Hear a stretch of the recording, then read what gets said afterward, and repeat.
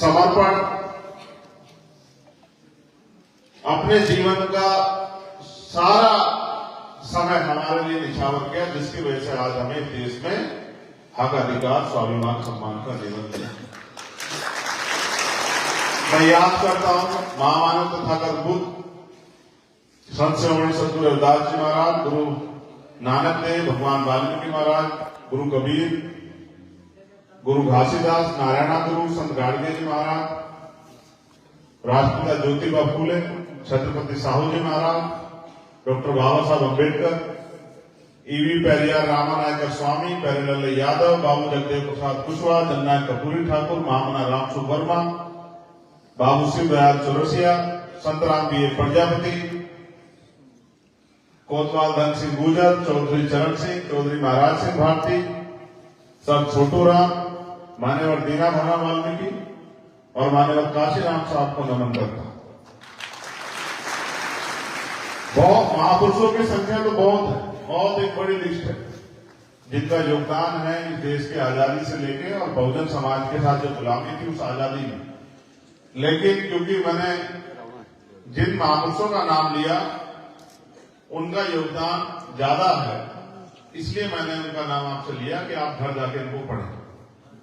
बहुजन आंदोलन में काम करने से पहले हमें 3 चीजों को जरूर अपने मन में धारण करना चाहिए।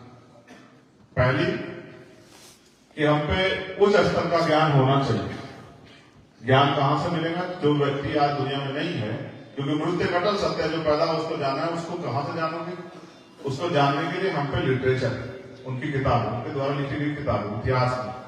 और बाबा साहब अम्बेडकर कहते हैं कि जो समाज अपने इतिहास में जानता हो कभी अपने भविष्य का निर्माण नहीं कर सकता है।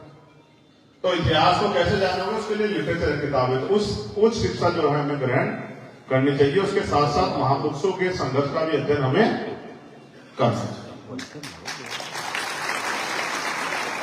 कोई बहुजन मिशन में आगे बढ़ना चाहता है, काम करना चाहता है, समाज को तैयार करना चाहता है, तो पहले उसको तैयार होना पड़ेगा। उसके लिए 3 महापुरुषों को उसको बहुत महत्वपूर्ण तरीके से पढ़ना चाहिए, जिनमें राष्ट्रपिता ज्योतिबा फूले, डॉक्टर बाबा साहब अम्बेडकर और मान्यवर काशीराम, 3 ऐसे रहबर महापुरुष हैं जिनको पढ़े बगैर आप अपने जीवन में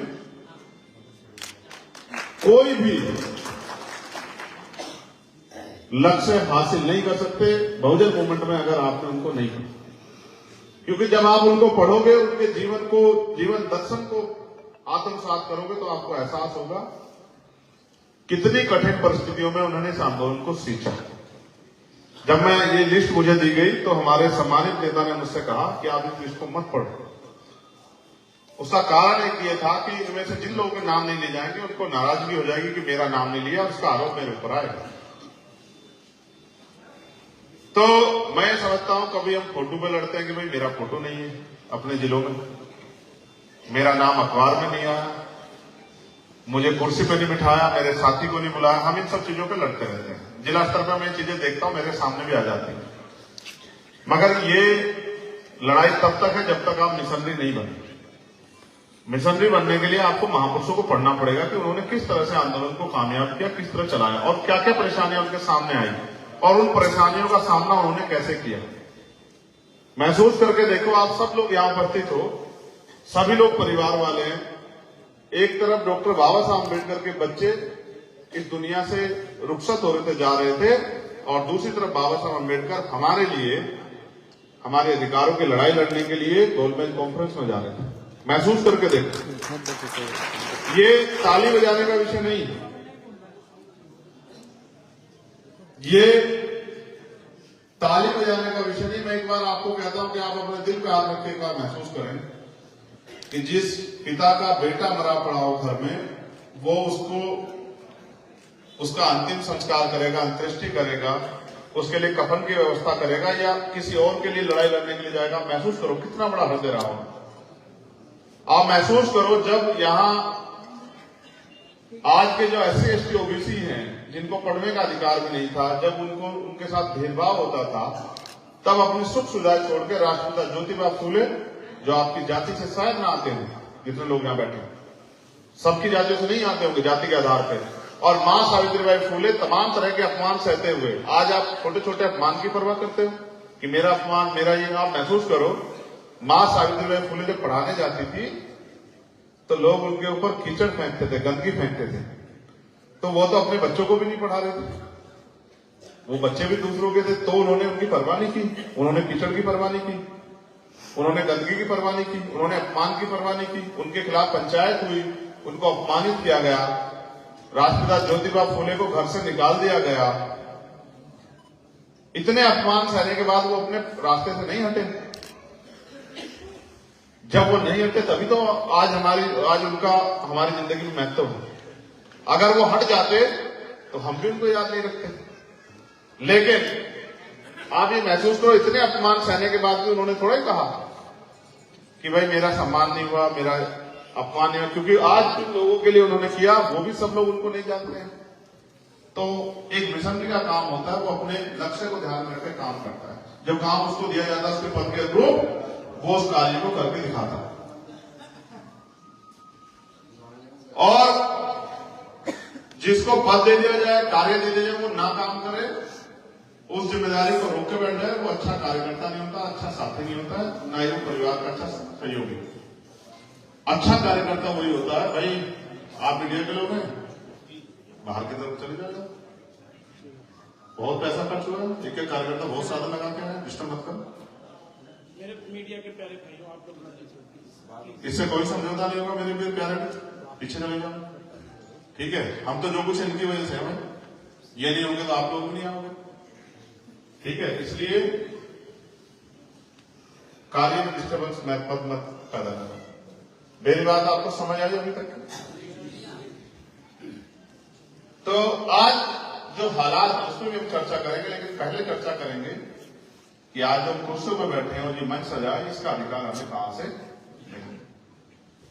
14 अगस्त 1947 को ये देश अंग्रेजों के अधीन था। बहुत सारे अधिकार सभी लोगों को नहीं थे। 15 अगस्त 1947 को हम लोग आजाद हुए, लेकिन 14 अगस्त को जिसकी जेब में 2 रुपए थे, 15 अगस्त को उसकी जेब में 100 रुपए नहीं थे। 14 अगस्त को जिसकी घर एक गज जमीन नहीं थी, 15 अगस्त को उसको कई जगह जमीन नहीं मिली। 14 अगस्त को जो व्यापारी नहीं था, जिसपे व्यापार नहीं था, 15 अगस्त को व्यापारी नहीं। 14 अगस्त को जो अशिक्षित था, वो 15 अगस्त को अशिक्षित, वो शिक्षित नहीं हुआ। यानी कि आजादी मिली, उस आजादी में जो लंबे समय के अधिकार विहीन समाज चल रहा था, उस समय के कानून के हिसाब से उसको वास्तविक आजादी नहीं मिली, क्योंकि उसको राजपाट, धन, धरती, बिजनेस में हिस्सेदारी नहीं। फिर इस देश में कि ये सारी सुविधाएं कैसे लोगों तक पहुंचे, उसके लिए डॉक्टर बाबा साहब अम्बेडकर ने, जिस दिन मैंने आपको संविधान का सुना है प्रस्तावना, संविधान को सौंपते हुए संविधान सभा से एक निवेदन किया, एक शंका जाहिर की, एक आग्रह किया, जो मैं आपसे कर रहा हूं। उन्होंने कहा कि आज हम विरोधाभास की जिंदगी में कदम रख रहे हैं। राजनीति में 1 वोट 1 वैल्यू, राजनीति में तो बराबरी हो जाएगी, लेकिन जब तक देश में व्यापक सामाजिक गैर बराबरी, जो जाति के आधार पर, धर्म के आधार पर, वो गैर बराबरी खत्म नहीं होगी, ऊंच नीच, छुआछूत, भेदभाव खत्म नहीं होगा, आदमी आदमी को बराबर नहीं मानेगा। और आर्थिक गैर बराबरी जो है, अर्थ के आधार पर, धन के आधार पर, साधन के आधार पर जो गैर बराबरी बनी हुई है, एक आदमी जिसके पास बहुत बड़ा महल है, एक आदमी जिसके पास सर ढकने को छत भी नहीं है, एक आदमी जिसके पास करोड़ों रुपए है, एक आदमी जिसके पास एक जमीन भी नहीं है, एक आदमी जिसके पास बहुत धन संपदा है, गाड़ी घोड़ा सब कुछ है, एक आदमी जिसमें खाने को रोटी भी। जब तक ये गैर बराबरी दूर नहीं होगी, तब तक समानता की बात करना, समानता का मजाक उड़ाना होगा। और उन्होंने कहा कि हम देश को लोकतंत्र देने जा रहे हैं।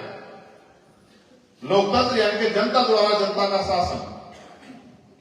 ये लोकतंत्र राजनीतिक लोकतंत्र, सामाजिक लोकतंत्र नहीं बन पाएगा, क्योंकि लोकतंत्र का मतलब है कि देश के अंतिम व्यक्ति का भी योगदान, उसकी हिस्सेदारी लोकतंत्र में है, वो भी आगे बढ़ सकता है। लेकिन आप महसूस करो, आज चुनाव लड़ने के लिए करोड़ों रुपए की जरूरत होती है, लाखों रुपए की जरूरत होती है, क्या कोई गरीब का बेटा आगे बढ़ सकता है क्या? आप बताओ, कितने लोग यहाँ बैंक में लाखों रुपए जमा नहीं रख सकते? भाई डिपॉजिट भी तो जमा करनी पड़ती है। कितना पैसा जमा होता है डिपॉजिट का असल में? 5 या 10 हजार रुपए होता है 10,000 रुपए। तो यानी कि सरकार ये कह रही है कि चुनाव वो लड़ते हैं, इसमें जो 10,000 रुपए जमा करेगा। यानी कि ये बात तो खत्म हो जाती है कि गरीब का बेटा भी चुनाव न करे। इसलिए बाबा साहब ने कहा कि चाहे सामाजिक गैर बराबरी दूर करो, कि कोई जाति के आधार पर छोटा बड़ा ना हो, ऊंच नीच ना हो, छुआछूत ना हो, भेदभाव ना हो, इंसान को कर्मों के आधार पर छोटा बड़ा माना जाए। अगर कोई अच्छे कर्म करा तो उसको अच्छा माना जाए, जो बुरे कर्म करे उसको बुरा माना जाए, लेकिन जाति के आधार पर ऊंच नीच नहीं होनी चाहिए। मेरे प्यारे बंधु, ताली बजा के अपने दिमाग को डिस्टर्ब मत करो, नुकसान हो, बस बात को सुनो। फिर आर्थिक गैर बराबरी, काशीराम साहब ने इस बात को और आगे बढ़ाया। उन्होंने कहा भाई मैं भारत के लोकतंत्र को लोकतंत्र नहीं मानता, ये धनतंत्र है। पैसे वाले लोग राजनीति करते हैं, पैसे वाले लोग आगे बढ़ रहे हैं, पैसे लोगों वाले लोगों को बिजनेस है और सारी चीजें पैसे से हो रही। पैसा प्रचार में लग रहा है, टीवी में खर्च हो रहा है। जैसे महसूस करो, हम अभी मध्य प्रदेश का चुनाव लड़ा के आए राजस्थान, तो हमारी पार्टी नहीं है, हमारा चुनाव चिन्ह भी नया है, तो टीवी पे 24 में से 12 घंटे मोदी जी दिखाई दे रहे हैं और बाकी टाइम में थोड़े दूसरी पार्टियों के नेता दिखाई दे रहे हैं। तो भाई हमें तो नहीं दिखाया जा रहा, जबकि हमारी पार्टी भी काम कर रही है। उनके रेडियो पे भी ऐड आ रहे हैं, उनके बड़े बड़े बैनर पोस्टर भी लगे हुए हैं, उनके और तमाम तरह के प्रचार हो रहे हैं, अखबार के पहले